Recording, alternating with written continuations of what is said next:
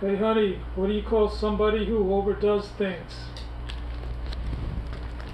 Oh, you naughty boy. No, just kidding. You call them excessive, intemperate, overblown, overreactive, excessive. Unreasonable, outrageous, excessive, extreme, inordinate, overstating, too much, gone too far, expensive, intemperate, excessive. Unreasonable, outrageous, extreme, gone too far, excessive. Or too many and me.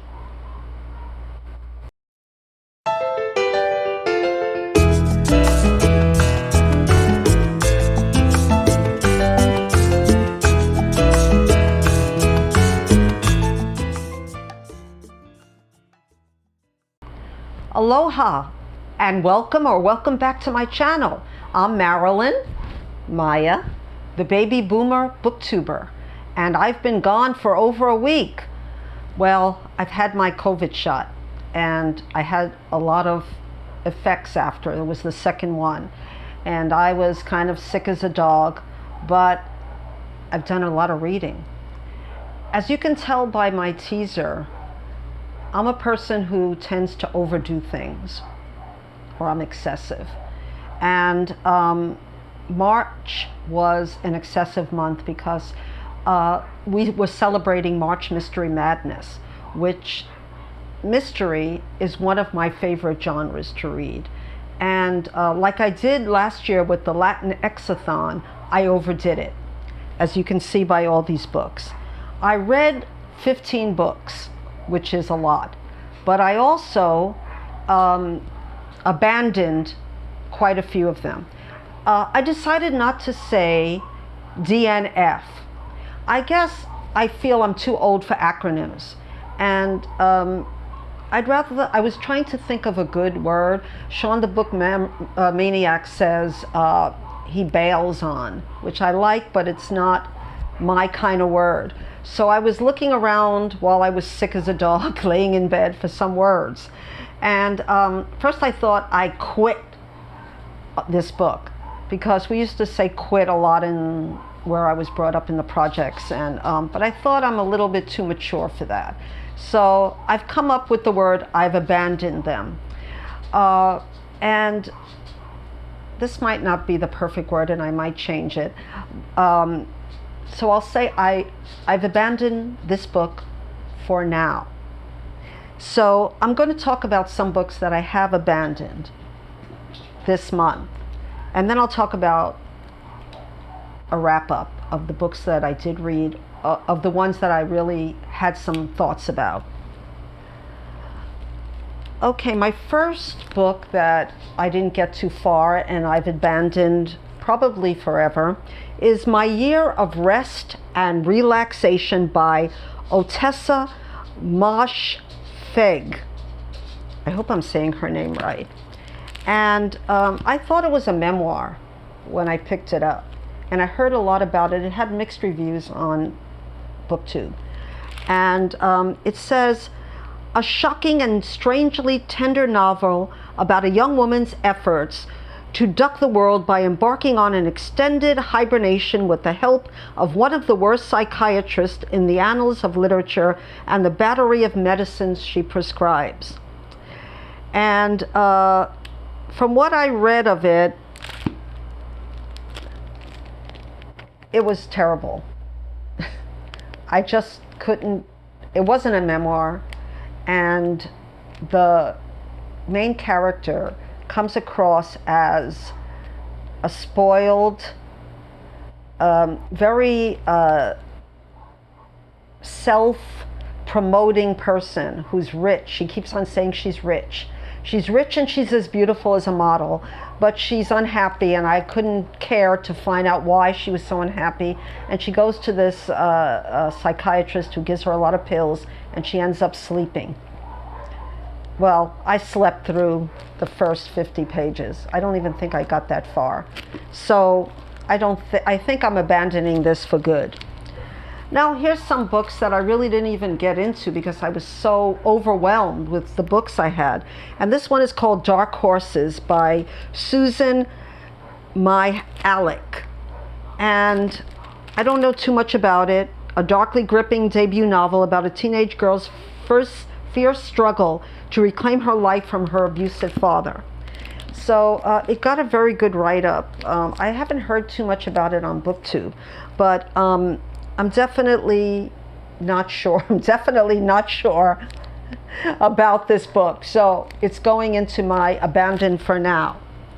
One book that I didn't read, but I really plan to, is called The Snowman. It's a novel by Jo Nesbo, who is very popular on BookTube. And he's an internationally acclaimed crime writer, anti-hero police investigator. Harry Hole is back in a bone-chilling thriller that will take hold to the brink of insanity. And when I've heard about it, it has a lot to do with murders and someone who builds snowmans after he kills people. So I might be in for this, so I've abandoned it for now. Some I'm not going to talk about because this is Ruth Rendell, and it's the Girl Next Door. And I'm going to do more in-depth reviews of Ruth Rendell later on. But I've abandoned this for now. This is my book, and I should have said that some of these came from the library. I had a big library haul. If you've been following March Mystery Madness, Janella Too Fond of Books has an amazing array of books in her collection. And she mentioned that she bought this one at a used bookstore. I found this at the library, and it's called The Oxford Book of English Detective Stories, edited by Patricia Craig. And she had one story in particular that she was interested in, but I don't think I can get to this in April. So I will maybe read one story, and if I really like it, I will come back to you at the end of the month. So that's this one. Abandoned for now. Maybe. I also abandoned Agatha Christie's Crooked House and Ordeal by Innocence, which was a large print book, but I realized that I read these books before, and I had so many other books to read, so I'm going to bring these back to the library. This one is Patricia Wentworth's, and it's mine, and it's a Miss Silver book. She came back. I talked about it before, but I couldn't get to it. This one I got recently. It's Agatha Arch is Afraid of Everything, an uproarious send-up of modern suburbia. So it's a quirky, nervous wreck of a New England mom is forced to face her many fears in this touching, irresistible novel. The reason I'm abandoning this, and I got this pretty recently, is because of another book that I did read and I will get to later that reminded me of it. And because it reminded me of it, and it's called Eleanor Oliphant is Perfectly Fine, and I will get to that. So I'm not reading this because of it sounding too much like the other book. And then there's Agatha Christie's After the Funeral. This I decided to put off. I plan to read all of Agatha Christie's books this year, or hopefully this year. And if I'm going at the rate that I'm going, I will finish it. But I want to talk about that because I think I'm finished with the books that I so-called DNF'd or abandoned. I wanted to talk about, just before I get into the books that I did read and rated and will read in April, hopefully, I wanted to talk about the idea of overdoing and why it didn't work for me.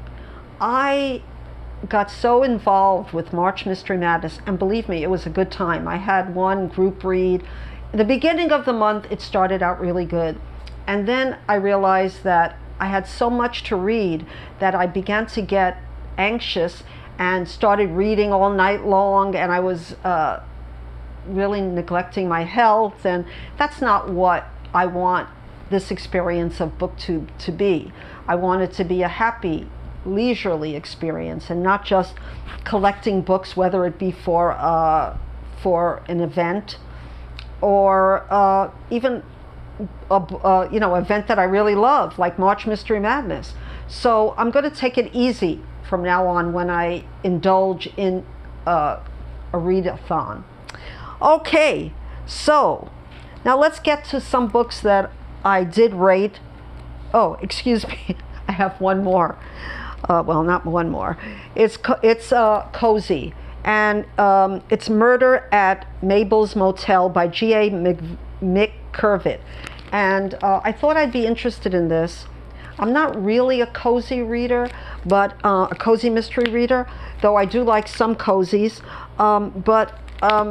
And I do like books about older people, but I just couldn't get into the prose of the narrator. And it was called Murder at Mabel's Motel, and there was some things about white supremacists and even anti-Semitism, and I thought that would be interesting to me, but I just didn't like the setting so much, or the main character in this book. I'm not saying I won't pick up any more. Okay, my pile of abandoned books is getting bigger and bigger. Okay, let's get to some books that I loved and that I'm probably going to do a review on. And one of them was, I finally finished Quicksand and Passing by Nella Larson. In fact, I finished Quicksand today, and I have a lot of feelings about this book. In fact, I really got along with Quicksand even more than Passing, which is all around BookTube, and there's another author who's done a remake of it that I'm not even sure I'm going to read because of the feelings I had about this book. Now, on another channel, the Bookish Bryants, Becky was doing a rant about how we shouldn't, she was talking about like Highland romance, which I don't really read, but how we shouldn't rate a book by today's standards. And if I was to rate both stories by today's standards, I would say maybe the endings were melodramatic, or she could have gone to therapy or whatever and found out more about herself. But this was in 1928 or 27 that these books were written, and it's amazing how pertinent to today's society, to today's culture that they are, that I could never imagine. It's a wonderful book. I'm not going to do a review on it. I'll just say that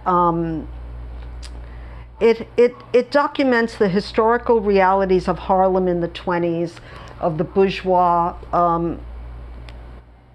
black people in that society. But it's so much more. Quicksand is so much more than that. We travel to Denmark. She's in Quicksand, Helga is called a mulatto girl, as what mixed girls were called at the time. And she goes through a really self-deceiving life, let's put it that way. And I really unusually could relate to her, which I wasn't born in 1928, a few years later, just kidding. But I did grow up in New York, and this has so many places, especially in Quicksand. And so what I'm saying is that if the ending seems to be melodramatic or a moralistic tale, you have to understand that this was written in 1928. So yeah, I give it 5 stars. I suggest everyone reads it. I loved it. It was one of my favorite reads of February and March. Then we get to The Mystery of Mrs Christie by Marie Benedict. I was so happy when I got this book. I thought it was going to be something different than it was. I thought it was an actual, we're going to find out what happened during Mrs. Christie, Agatha Christie's disappearance, also in the 20s, I think, or 26, in fact. So it's amazing that it was about the same time that Passing was written. Now, I've done some research of my own on Agatha Christie, and this author, Marie Benedict, says that she has too.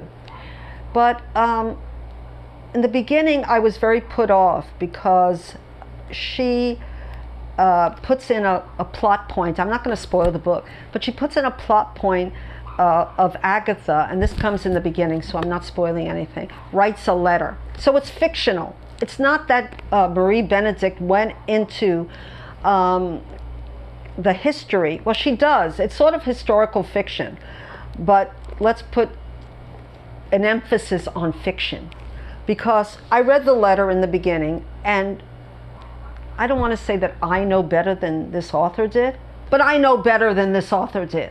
And Agatha Christie would never have written this kind of letter, in my estimation. So that spoiled the book for me in the beginning. But as we get to the middle, I was interested, because she does have some interesting facts that might be true. It goes into two narratives. Agatha Christie when she was young, and she meets Mr. Christie, Archie, and their love affair. And then the second timeline is when she disappears. So it goes into his affair, and if anybody knows anything about, the history of Agatha Christie or her life, he does have an affair. She does disappear around that time, and she is found in a spa using the mistress's name. These are all facts that anyone can look up. The way that she portrays Archie, I don't think is quite fair. Yeah, he was a lout in a sense, but he was looking for a different kind of women, and he found one in his Nancy, and from what I heard, they stayed married until she died, an untimely death. And also Agatha Christie married again to Mr. Malawan, Max Malawan. But it was interesting. I give it a solid 4 stars. I was turned off by that letter in the beginning, because I think that if you really want to know about Agatha Christie, read her books more than her history, because you find out so much more about her in the way she writes, and I like reading between the lines. So 4 out of 5 stars. Then we get to another book that I was excited to read, had mixed reviews on BookTube, and it's Tana French's The Searcher. And I'm going to do a full review on this book. I loved it. And I know why some people might be turned off by it. I'm going to give it 4.5 stars. We're introduced to Cal Hooper, who's a Chicago detective. And he moves into a fixer-upper in a remote Irish village, would be the perfect escape after 25 years in the Chicago police force and a breakup of his marriage. And he wants to fix up his house. And the book starts very, it's a slow book. It's character-driven. And then a local kid comes looking for his help. And I'm going to stop that there. I'm not going to give any spoilers. I have to say that why I like Tana French is her writing. Her writing is superb. Just like Nella Larson of Passing, their writing just keeps me reading. And her settings are so beautiful. And I'm going to go into this when I give a more full review. But the only thing that kept me from giving it 5 stars was that Tana French is Irish, but she was brought up in America. But yet she gives Cal Hooper more of he says things that would be very Irish for somebody who just came from America. And that put me off a little bit from the story. And the story is a good story if you're willing to work for it. And I love this book. So 4.5 stars for The Searcher. And now we get to From Dune with Death. Now, From Dune with Death was Ruth Rendell's first novel, and it's a what is his name? Wexford. I was very happy to have bought this book. I couldn't find it almost anywhere in my library, and it was too expensive. I couldn't even find it on Amazon, but I did find it on Bookfinder. And I really suggest that anybody who's looking for a book that is hard to find to go to Bookfinder. Sometimes you get it a book pretty cheap. This is not very in good shape, but I love this book by Ruth Rendell. It's a first novel, a Chief Inspector Wexford and Burden novel, Lieutenant Burden and Chief. And I did a review on this on Goodreads. And I'll just read you the back now. And why would anybody want to strangle dear Mrs. Parsons? What strange, tormented passion ended in a prim, proper, and happily married woman being married in a dark and tangled wood? Why was a gaudy woman's garish tube of lipstick found near the body? Who was Dune, the writer of mysterious love letters to Mrs. Parson? Two people knew the vital facts, but an old photograph held the vital clue. An old photograph and a peal of cruel, unguarded laughter. So this was written in '64 and was way ahead of its time. I didn't guess the ending. And I give this, like I said, 5 big stars. And I don't like all of Ruth Rendell's work, but I'm glad I bought it because now I can keep it. And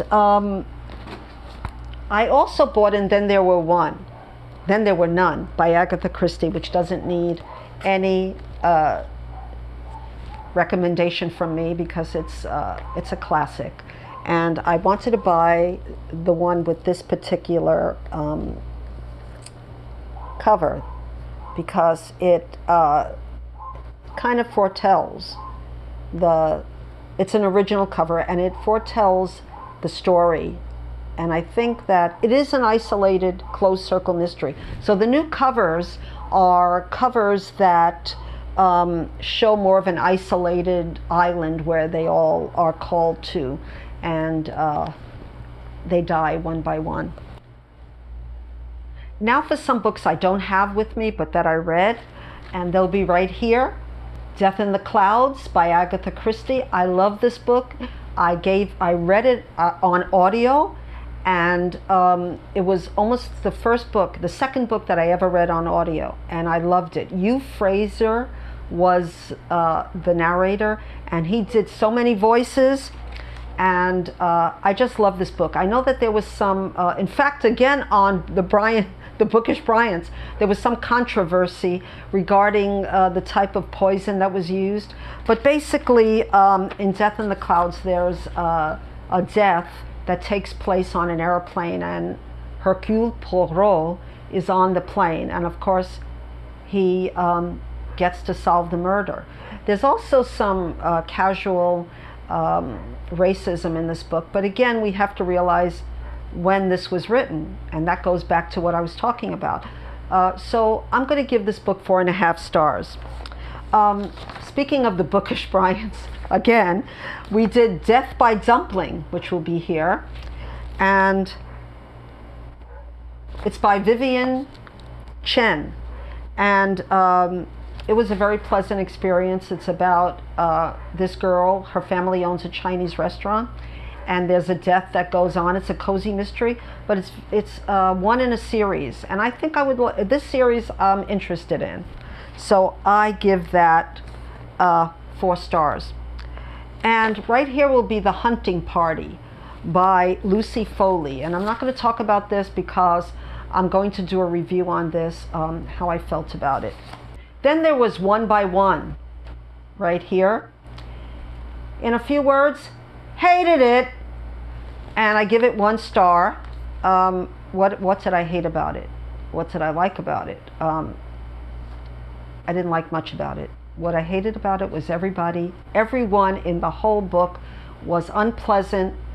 I didn't care who died. I didn't care. There was gratuitous, or was that The Hunting Party? Anyway, I didn't like it. hated it. And maybe I'll go into that in another video. We're getting a little dark in Hawaii, so that means it's like my dinner time. Another Ruth Ware book was Death on the Links that I really enjoyed, and I'll have that also in the cards.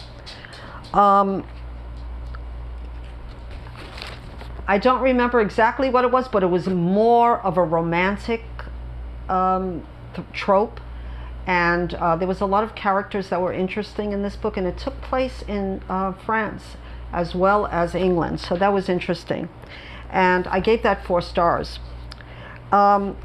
Ruth Ware's Mrs. Westaway. Now, like I said many times before, I have a complicated relationship with Ruth Ware. I hated One by One.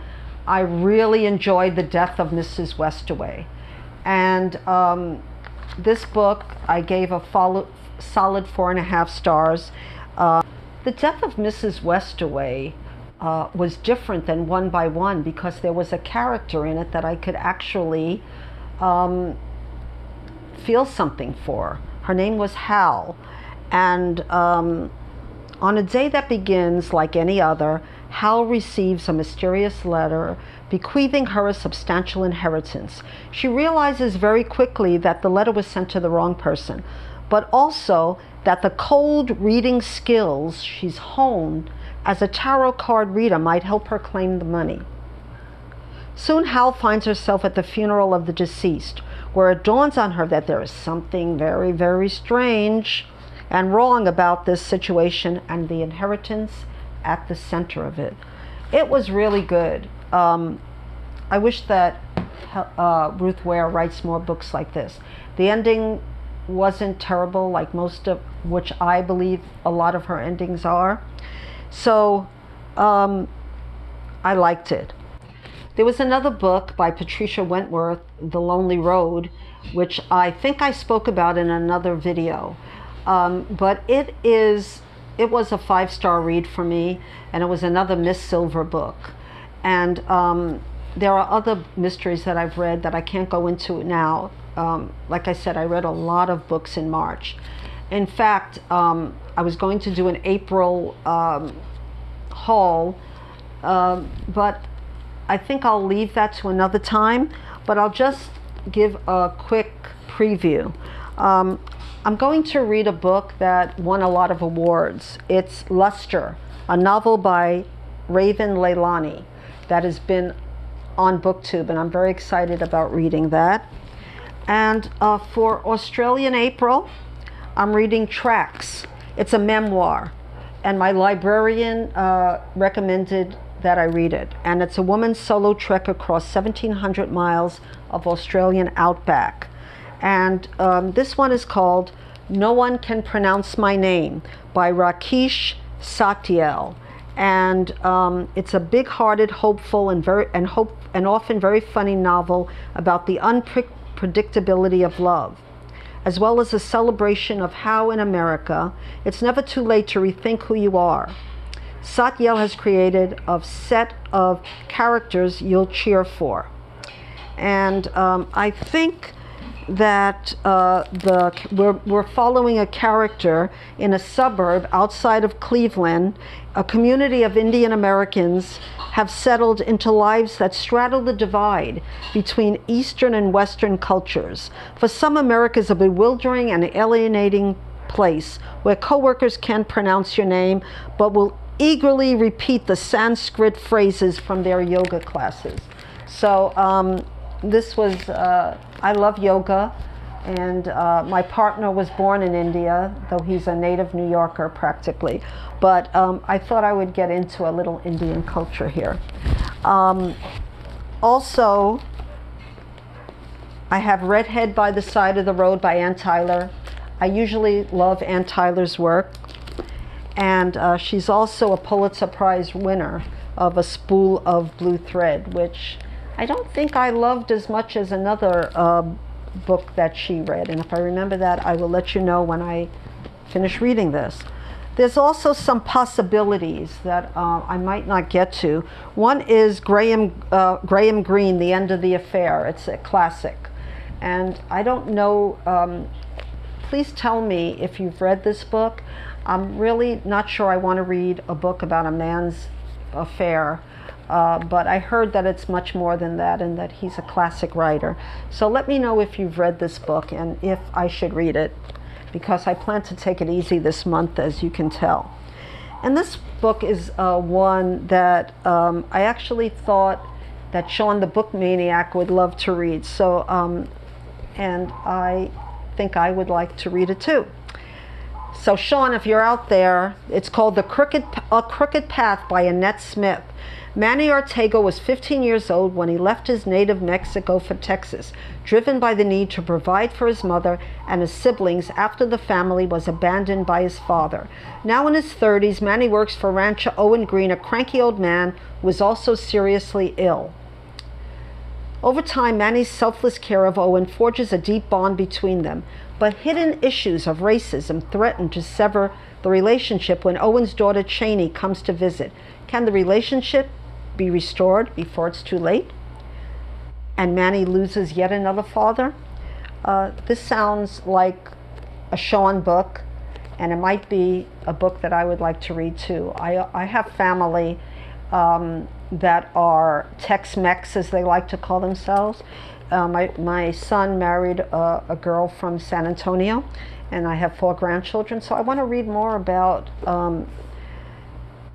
I want to read more about Texas and Mexico and how the racism works there. I know more of a different kind of racism in my native New York, in Hawaii, but I don't really know too much about Texas. Well, was that enough for you? Are you sick of me yet? I really appreciate that you're coming back. I've been really chatting with a lot of you during my time off.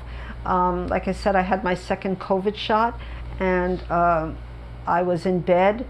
I forgot to mention a book that I read while I was sick. I was really not feeling well right after my COVID shot, and it's called Eleanor Oliphant is Completely Fine. I did a review on this on Goodreads, but basically I thought that I was being manipulated by the author. This is a much beloved book on BookTube. So some people would say, this is my opinion. Of course it's my opinion. And others might not agree. Of course, others might not agree. But I felt manipulated by the author to feel a certain way. And I also didn't like the main character. I thought she fat-shamed a lot. And that made me think that the author's voice, the authorial voice was very evident in this book. It was too long. There was a plot twist at the end that was interesting. But basically, there were scenes that really could have been cut down, and scenes that made me not like the character, let's put it that way. But if you want to read my whole review, it is on Goodreads, and I'll have that down below. But like I said, this is much beloved, and if you love it, great. I didn't love it. I give it 2 stars. So I'll end my long video here. I haven't seen you guys in a long time, and I'll be back. I'm feeling much better now, and please subscribe to my channel if you haven't already. I really appreciate all of you. I've been chatting with a lot of you, like I said, and people are very kind here in our little corner of BookTube. So thank you, and until we meet again, aloha.